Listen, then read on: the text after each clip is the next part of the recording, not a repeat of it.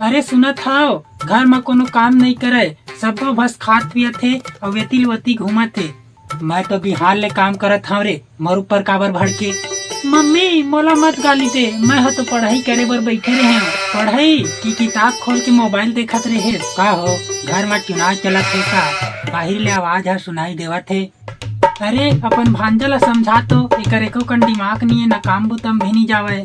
अरे भांजा, कम से कम बाल्टी में पानी तो भर देते। मामा मैं पढ़ाई करत हूँ। और पढ़ाई देख के किताब तक रोवत होही। राम राम, का हो फिर झगड़ा चालू है? तोर दोस्त आए रे, अब एकर समझा, हंसत खेलत निकल जा, छुछवाए बर वहा दहन।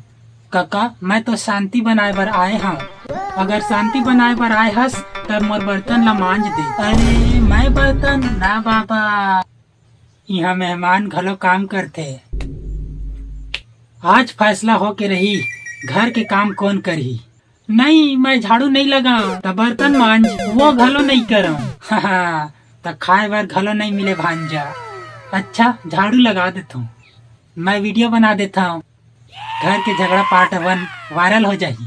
पहली मोबाइल रख और मोला दे, मैं घलो देखूं। देखा झगड़ा छोड़ के सब मोबाइल में लग गए। हाँ चलो सब मिल कर के काम करथन। हाँ तभी घर में शांति रही, काम जल्दी निपट जाही। लेकिन सबो झन्ना चाय पीबो। मैं भी कहा था झगड़ा कम हंसी ज्यादा।